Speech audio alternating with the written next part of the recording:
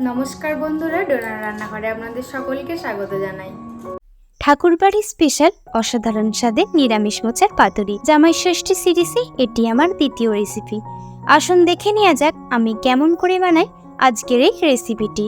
প্রথমে একটা মাঝারি সাইজের মোচা ছোট করে কেটে লবণ হলুদ দিয়ে সেদ্ধ করে জল ছড়িয়ে রাখলাম। 50 গ্রাম ভেজানো ছোলার ডালটাকে পেস্ট করে নিলাম। কয়েকটা টুকরো কলা পাতা হালকা করে সেঁকে নিলাম। এরপরে 1 চামচ রাই সর্ষে, 1 চামচ কালো সর্ষে, 5-6টা কাঁচা লঙ্কা বেটে নিলাম।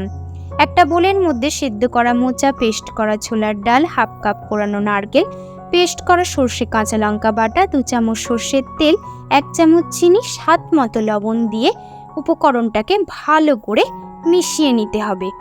এরপরে সেঁকে রাখা কলা পাতার মধ্যে দিয়ে উপরে একটু সর্ষের তেল এবং একটা কাঁচা লঙ্কা দিয়ে সাজিয়ে কলা পাতাটাকে 4 ভাঁজ করে এইভাবে মুড়ে নিতে হবে।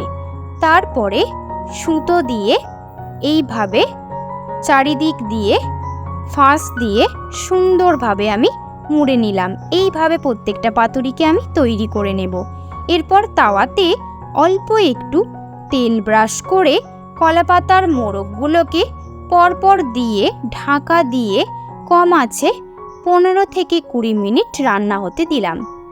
এরপরে মাঝে মাঝে ঢাকা খুলে উল্টে পাল্টে দিলাম। কলা পাতার 2 দিক ভাজা হলে নামিয়ে নিলাম। তৈরি হয়ে গেল অপূর্ব স্বাদের মোচার পাতুরি।